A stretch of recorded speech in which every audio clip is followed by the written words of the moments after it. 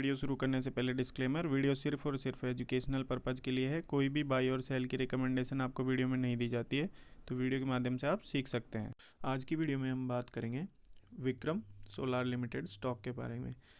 Company के yesterday Q3 के results announce हुए हैं और रिजल्ट्स का इम्पैक्ट आप देखोगे तो स्टॉक आज ऑलमोस्ट 7.5% क्रैश है। तो वैल्यूएशन और टेक्निकल चार्ट हम स्टॉक का देखेंगे, फंडामेंटल्स पर भी बात करेंगे। वीडियो के एंड में टेक्निकल्स देखेंगे। स्टॉक जो है टॉप से ऑलमोस्ट 40-45% करेक्ट हो चुका है। तो क्यों इतनी स्टॉक में गिरावट हो रही है कंटिन्यूसली? रिसेंटली IPO आया था, अच्छे लिस्टिंग गेंस में मिले थे इन्वेस्टर्स को, लेकिन उसके बाद आप देखोगे तो कंटिन्यूसली स्टॉक में गिरावट ही देखने को मिल रही है। कंपनी की अगर हम ग्लोबल प्रेजेंस की बात करें तो जो मोस्टली रेवेन्यू जो आता है वो इंडिया से ही है, जो कि अच्छी बात है। 97.24% जो रेवेन्यू आता है वो इंडिया से ही है।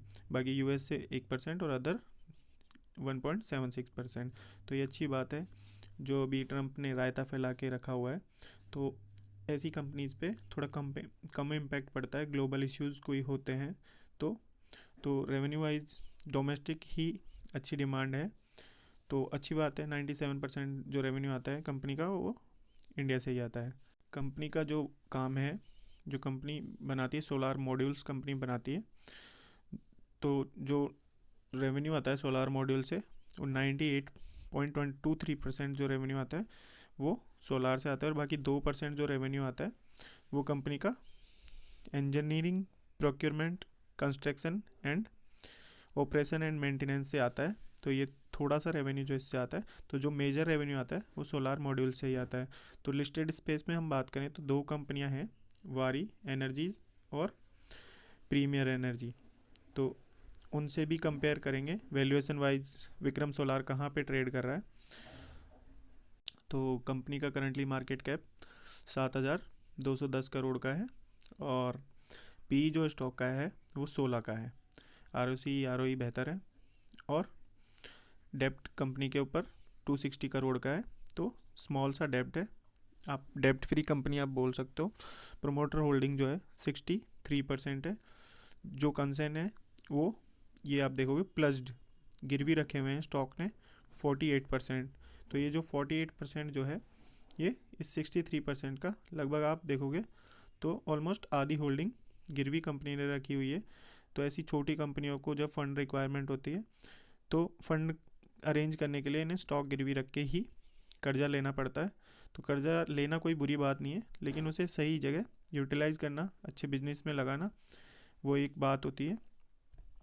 तो ये थोड़ा कंसर्न है, होल्डिंग गिरवी है। तो वैल्यूएशन वाइज देखें तो वारी एनर्जी जो लीडर है इस सेक्टर में उसका PE है 25% और प्रीमियर एनर्जीज़ का आप देखोगे तो 27 का है और विक्रम सोलार का जो है 16 का है। तो वैल्यूएशन वाइज तो कंफर्टेबल है। स्टॉक में कंटिन्यूसली लिस्ट हुआ था तो 80 के PE पे हुआ था, तो वहाँ से लगभग 45% स्टॉक जो है करेक्ट हो चुका है। जो वैल्यूएशन वाइज अगर हम कंपेयर करें तो वो होना ही था। क्वार्टरली रिजल्ट्स हम एक बार देख लेते हैं। तो दिसंबर क्वार्टर के अर्निंग्स जो कल कंपनी ने डिस्क्लोज़ किए हैं, तो सेल्स में कोई दिक्कत नहीं है। 1106 करोड़ कंपनी की सेल्स हो चुकी है। सितंबर क्वार्टर से आप कंपेयर करोगे तो ये क्वार्टर ऑन क्वार्टर हम कंपेयर करें तो फ्लैट ही है, ज़्यादा अपसाइड नहीं है। और ईयर ऑन ईयर अगर हम कंपेयर करते हैं तो स्लाइटली जंप है, ज़्यादा जंप नहीं है बट डिसेंट सी जंप है। और आप देखोगे तो OPM में जो है गिरावट है, इस वजह से प्रॉफिट मार्जिन थोड़े कम हुए हैं। OPM आप देखोगे तो पिछले क्वार्टर में 21% के थे जो घटकर 19% के हो गए हैं, तो यहाँ थोड़ी गिरावट देखने को मिली है। और ईयर ऑन ईयर कंपेयर करें तो यहाँ पे डबल है। तो ये सेंस वाली बात नहीं है, क्योंकि जो इन कंपनियों की डिमांड है वो 23, 24, 25 में ही अच्छी डिमांड हुई है, तो ये डेटा थोड़ा ज़्यादा रिलायबल है। और प्रॉफिट्स हम देखेंगे तो प्रॉफिट पे थोड़ा डेंट है। आप देखोगे कंपनी की जो अर्निंग्स है वो कम हुई है। क्वार्टर ऑन क्वार्टर गिरावट है 98 करोड़ और ईयर ऑन ईयर देखेंगे तो यहाँ जंप है। इस वजह से स्टॉक ने आज रिएक्शन भी नेगेटिव दिया है। स्टॉक जो है 7.5% गिरा है आज। पास्ट डेटा को हम देखें तो कंपाउंडेड सेल्स ग्रोथ कंपनी की अच्छी है, डबल डिजिट CAGR कंपनी दे रही है और प्रॉफिट ग्रोथ भी अच्छी है।